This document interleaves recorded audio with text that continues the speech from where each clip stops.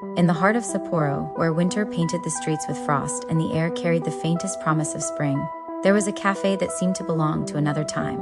Café Donna. Donna sat quietly on a cobblestone lane, its sign weathered but welcoming, its windows aglow with a light that felt like a hug. Inside, the scent of freshly brewed coffee mingled with something softer, nostalgia perhaps, or the gentle ache of moments left behind. The walls, adorned with faded postcards and a clock that ticked with no urgency, held stories that only the brave dared to revisit. The cafe was no ordinary place. It was whispered to hold a secret, sit in a special chair, sip a cup of coffee before it cooled, and you could travel back to a moment from your past, but only one that unfolded within these walls. The rules were strict. You couldn't alter the present, no matter how much your heart begged otherwise. Yet people came, drawn by the pull of unspoken words, lost chances, or the need to feel someone's kindness one more time. On a crisp evening, a woman named Yumi stepped through the door, her scarf knotted tightly as if to hold herself together. Her eyes, shadowed with a quiet sorrow, scanned the room until they landed on the chair, the one said to carry you through time. In her pocket, she carried a small, dog-eared notebook, its pages filled with recipes her grandmother had taught her, each one a memory of laughter and flour-dusted hands. Yumi hadn't cooked in years, not since the day her grandmother's voice went silent. Behind the counter, Yayoi, the cafe's keeper, moved with a calm that felt like a lighthouse in a storm. Her hands were steady as she prepared the coffee, but her gaze was soft, as if she saw the weight Yumi carried. The journey isn't easy, Yayoi said, her voice a gentle thread. So you can go back, but what you seek might ask more of you than you expect. Yumi nodded, her fingers brushing the notebook as she took the chair. The coffee steamed before her, its warmth a quiet promise. She closed her eyes, and the world softened, then shifted.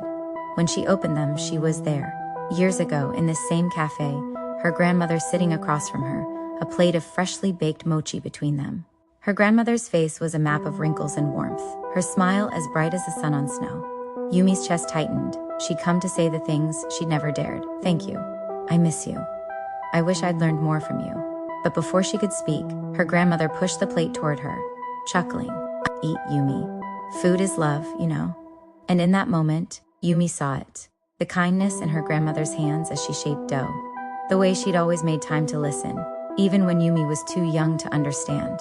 They talked of recipes, of rainy afternoons spent cooking, of the way love could be kneaded into every bite. Yumi's laughter mingled with tears, each word a stitch pulling her heart back together.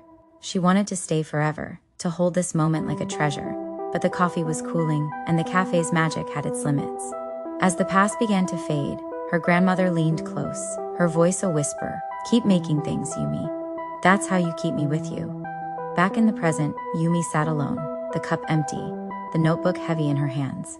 Nothing in her life had changed. Her grandmother was still gone, the kitchen still silent, but something in Yumi had shifted. She felt her grandmother's kindness like a seed planted deep, ready to bloom if she dared to nurture it. She looked at Yayoi, who offered a quiet nod, and Yumi smiled, a small, brave thing. Outside, Sapporo sparkled under a blanket of stars, the cold air sharp but kind.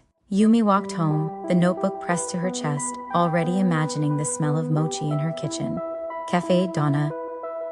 Donna stood behind her, its lights glowing softly, waiting for the next soul to seek its magic.